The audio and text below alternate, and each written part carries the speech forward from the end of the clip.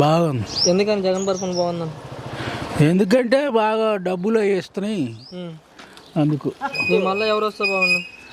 మళ్ళీ జగనే రావాలా, మళ్ళీ జగన్ వస్తే కదా. ఎందుకని? ఎందుకంటే డబ్బులు ఇస్తానికి. జగన్ దా రౌడీ పార్టీ గుండా పార్టీ అంటున్నారు. రవిడి అయితేనే కదా బాగా చలాయించుకునేది. రవిడి లేదంతాను అంతే కదా. మబ్బు ఆయన ఏం చేస్తాడు, ఈయన బ్రహ్మాండంగా చేస్తున్నాడు. చంద్రబాబు పవన్ కళ్యాణ్ కలిసి వస్తున్నారు కదా. ఇద్దరు కలిసినా తొంగలోకి పోయేవాళ్ళు వాళ్ళు ఇద్దరు రాలేరు. అంటే వాళ్ళతో జగన్ భయపడుతున్నారు కదా. జగన్ భయపడుతున్నాడా? జగన్ వాళ్ళిద్దరిని తొక్కకపోతే చాలు. జగన్ ఎందుకు భయపడతాడు? ఎందుకంత నమ్మకం మీకు? మాకు నమ్మకం బాగా చేస్తాడని. బాగా చేస్తారని జగన్ వచ్చిన కానీ తింటున్నాం కదా బాగా, అందుకు. ఇక్కడ పథకాలు ఒక వైసీపీకి ఇస్తున్నారు, అందరికి ఇస్తున్నారా? అందరికి ఇస్తున్నాడు లేదా ఒక వైసీపీకి ఇస్తున్నారు అంటారు? అదే ఒక 1000 మందిలో ఒక 100 మందికి ఇస్తాడు, 900 మందికి గోయిందా. ఇంకా అది ఓకే. మళ్ళీ జగన్ గెలుస్తారా? ఏం మనం ఎట్ట చెబుతాం జనాల్లో వాడిక. ఓకే. ఇప్పుడు మీ ఎమ్మెల్యే గెలుస్తారా? మీ ఎమ్మెల్యే ఇందో మీ ఎమ్మెల్యే మా ఎమ్మెల్యే గెలుస్తారా? మా ఎమ్మెల్యేకి ఎదురు లేదు. ఎవరు? గంగులోళ్ళు నాని. నెక్స్ట్ టైం ఎవరు వస్తే బాగుంటుంది బాబాయ్? మాకల్లా జగన్ వచ్చే మేలు. ఎందుకని బాబాయ్? మాకు పింఛన్లు ఏదైనా పథకాలు ఇడుతున్నాడు కాబట్టి మాకు ఇంకా ఆయన వచ్చే మేలు అని. ఈ చంద్రబాబు ఉన్నప్పుడు 50 రూపాయలు తీసుకెళ్ళే. జగన్ దా రౌడీ పార్టీ గుండా పార్టీ అన్నారు. జగన్ దా రౌడీ పార్టీ గుండా పార్టీ అన్నారు. రౌడీ పార్టీ ఎట్టవుతుంది? చంద్రబాబు రోడ్లకు చంద్రబాబు, రైతులకు చంద్రబాబు కాదు. ఎన్న రోడ్లు ఏమంటే వేసినాడు. ఇప్పుడు ఏం లేవని వీళ్ళు యాపొద్దు కూడా మా తెలుగుదేశము తరఫున రోడ్డు పార్టీ కాదు. ఇప్పుడు ఎందుకు పండి అది? దాన్ని ఆలోచన చెయ్యి. మంచి ఉంటేనే కదా. మళ్ళీ పవన్ కళ్యాణ్ పవన్ కళ్యాణ్ వద్దు నాయన మాకు. పవన్ కళ్యాణ్ ఊరికి ఉత్తమాటలు చెప్పి రచ్చగుంతలా పడతాడు. జగన్ వచ్చే మేలే. నమస్తే. చూసుకోకపోతే మనకి వైజాగ్ లో మీటింగ్ జరిగింది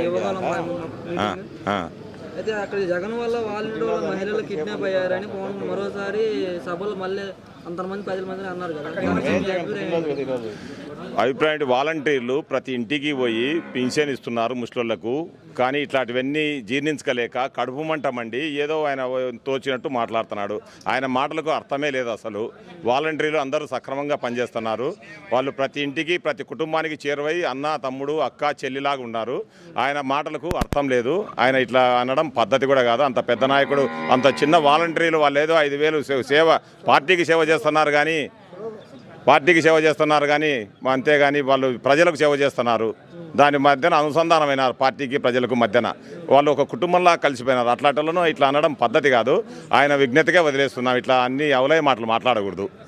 పవన్ కళ్యాణ్ అంతమంది సభ ముందు జగన్ మళ్ళీ తిట్టారు కదా. వాడిని తిడతాడు. ఇంకా ఆయన ఒకసారి చెప్పు కూడా తీసుకున్నాడు అనమాట. ఇంకా చెప్పు ఎక్కడో దొరికిందంట ఇంకో చెప్పు. ఇంకా దానికి ఎవడు చెప్తాడు తిట్టేదానికి?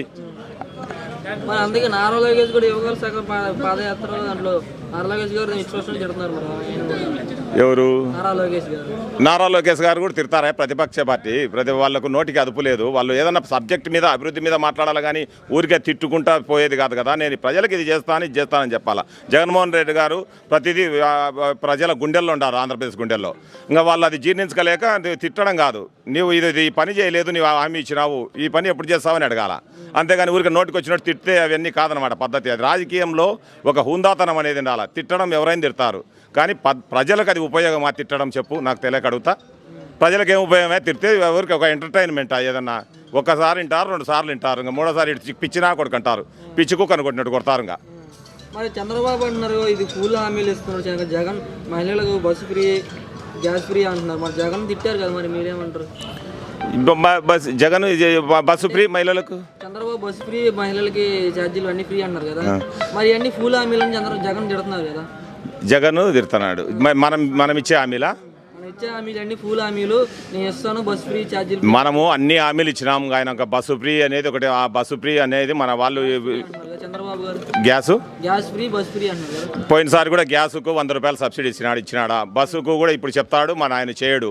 ఆయన అధికారంలోకి వచ్చినాక లాస్ట్ దిగిపోయేటప్పుడు కూడా చేయడు ఆయన. మనం వచ్చే అధికారం వచ్చిన మొట్టమొదటి రోజే ప్రతి హామీ నెరవేర్చినాం. ఆయన ఉత్తమ మాటలు చెప్పడానికి మస్తుగా అంది అని. అదే మరి టీడీపీ జనసేన గెలిచింది, వైసీపీ దవిడి బాలకృష్ణ బాబు గారు అంటున్నారు కదా. అదన్నీ బాలకృష్ణకు రాజకీయమే తెలియదు. వాళ్ళ ఆయన పోతానే ఆయన కావాలి ముఖ్యమంత్రి, ఎవరినో వాళ్ళ భావన గుంజుకుంటే ఉన్నాడు. ఇంకా బాలకృష్ణకు రాజకీయం గురించి ఏం తెలుస్తుంది? బాలకృష్ణ ఇంట్లో ఏం ప్రజల గురించి అసలు ఒకనాడు కూడా తెలియదు. ఆయనకు భాష అనేదే రాదు. అంటే జరగబోయేది జగన్ అహంకారానికి ప్రజల ఆత్మగౌరవం మధ్య యుద్ధం అంటున్నారు వాళ్ళు. జగన్ అహంకారానికి కాదు, అవన్నీ తప్పు. చంద్రబాబు నాయుడు అహంకారానికి మనము పేదల పట్ల ఉన్నాం. ప్రతి పేదవానింటికి ప్రతి ఇంటికి 98% ఇళ్లకు 95 to 98% సంక్షేమాలు అందినాయి. మనం దాదాపు 2.5 లక్షల కోట్ల సంక్షేమాలకే అందజేసినాం. అట్లా మనము పేదల తరపున ఉన్నాం. పేదలకు పెత్తందారులకు అన్నమాట మనకు. అట్లా వాళ్ళు పెత్తందారులు. మరి జగన్ అహంకారం 151 అడుగులు గొయ్యి తీసి పాతి పెడతా అంటూ గట్టు వ్యాఖ్యలు చేశారు కదా. వాని అమ్మ ఫూక్ అవుతుందేమంతో 101 ధోనికి అంటే అలా అన్నారు. వాళ్ళందరినీ 101 దాంట్లో గోతిలో వాళ్ళందరినీ పుడతాం మేము. ధైర్యంగా చెప్తాం వాళ్ళ. వాళ్ళందరినీ 101 అడుగులో పడతారు వాళ్ళు. మళ్ళీ జగన్ గెలుస్తారు ఇక్కడ. 100% జగన్ గెలుస్తాడు. స్టేట్లో 175కు 175 వస్తాయి. దాంట్లో ఏం డోకా లేదు. ఇంకా రాసి పెట్టుకోరి, అట్లా ఏం ఇబ్బందులు ఏం లేవు. మీరు ఎక్కడ ఉంటారో మీరు చూసుకోరు ఫస్ట్ ఇవన్నీ.